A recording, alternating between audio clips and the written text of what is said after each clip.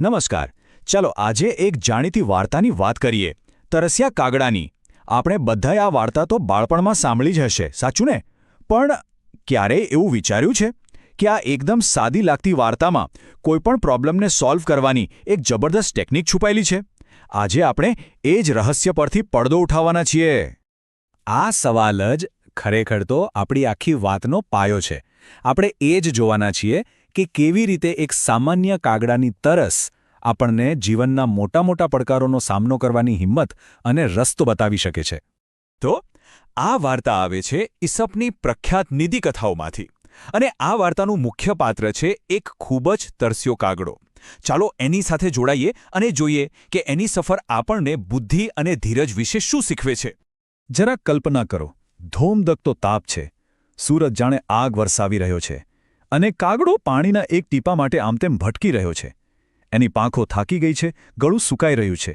અહીં વાત ફક્ત તરસની નથી રહી, વાત એના જીવન મરણની છે. એને પાણીનો એક સ્રોત તો દેખાયો, પણ શું એટલું પૂરતું હતું? ના, બિલકુલ નહીં. ખરી કસોટી તો હવે શરૂ થવાની હતી. આ ફક્ત તરસ छिपाવવાનો પડકાર નહોતો, પણ એની બુદ્ધિ, હિંમત અને ધીરજની અગ્નિ પરીક્ષા હતી. અને બસ અહીં જ વાર્તાનો સૌથી મોટો ટ્વિસ્ટ આવે છે. એક બાજુ પાણીનો ઘડો જોઈને એને હાશ થાય છે, એક આશા જાગે છે. પણ બીજી જ ક્ષણે એને ખ્યાલ આવે છે કે પાણી તો બહુ નીચે છે, એની ચાંચ ત્યાં સુધી પહોંચી જ નથી શકતી. આશા તરત જ નિરાશામાં ફેરવાઈ જાય છે. એને ખબર છે, આ જ એક ક્ષણ છે જે એક સાધારણ કાગડાને કંઈક અસાધારણ કરવા માટે મજબૂર કરે છે. હવે નિરાશ થઈને બેસી જવાને બદલે કાગડાએ વિચારવાનું શરૂ કર્યું. આ જ વાર્તાનો ટર્નિંગ પોઈન્ટ છે. અહીં હતાશાની જગ્યાએ સ્ટ્રેટેજિક વિચારસરણી આવે છે. તેણે પોતાની આસપાસ નજર દોડાવવાનું શરૂ કર્યું. કાગડાની જે આઈડિયા હતી એ કોઈ જાદુ નહોતો. એ એકદમ સ્પષ્ટ 4 સ્ટેપની પ્રોસેસ હતી. પહેલું, એણે પ્રોબ્લેમને બરાબર સમજ્યો. પાણી બહુ નીચે છે. બીજું, એણે આજુબાજુ જોયું અને ઉપલબ્ધ સાધનો એટલે કે કાંકરા શોધી કાઢ્યા. ત્રીજું, એણે પ્લાન પર કામ કરવાનું શરૂ કર્યું. અને સૌથી અગત્યનું, ચોથું, એણે ધીરજ રાખી અને પરિણામની રાહ જોઈ. કારણ કે જુઓ, માત્ર એક સારો વિચાર હોવો પૂરતો નથી. એને હકીકતમાં બદલવા માટે ધીરજ અને સતત મહેનતની જરૂર પડે છે. અને કાગડાની અસલી પરીક્ષા તો હવે શરૂ થઈ હતી. શરૂઆતમાં જ્યારે એણે પહેલાં થોડા કાંકરા નાખ્યા, ત્યારે પાણીના લેવલમાં કોઈ ખાસ ફેરફાર ન દેખાયો. પાણી હજી પણ એની પહોંચથી ઘણું દૂર હતું.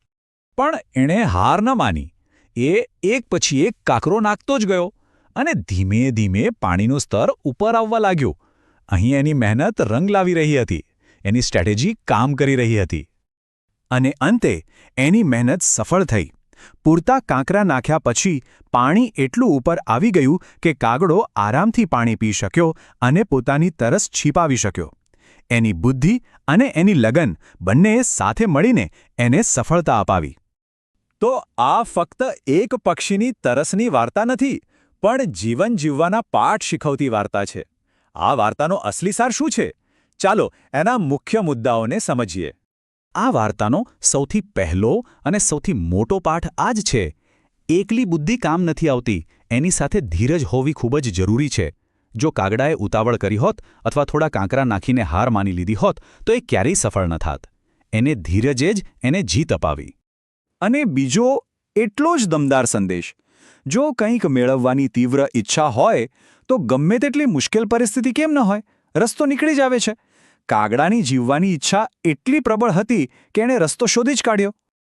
તો અંતે આ વાર્તા આપણને એક સવાલ પૂછતી જાય છે. આપણા જીવનમાં એ ઘડો શું છે? મતલબ કે એવું કયું લક્ષ્ય છે જે અત્યારે પહોંચની બહાર લાગે છે? અને એનાથી પણ વધારે જરૂરી સવાલ, એ કાંકરા ક્યાં છે? આપણી આસપાસ એવી કઈ નાની નાની વસ્તુઓ કે તકો પડેલી છે જેનો ઉપયોગ કરીને આપણે અશક્ય લાગતા લક્ષ્ય સુધી પહોંચી શકીએ? આ વાર્તા આપણને જવાબ નથી આપતી, પણ એ શોધવાની પ્રેરણા ચોક્કસ આપે છે.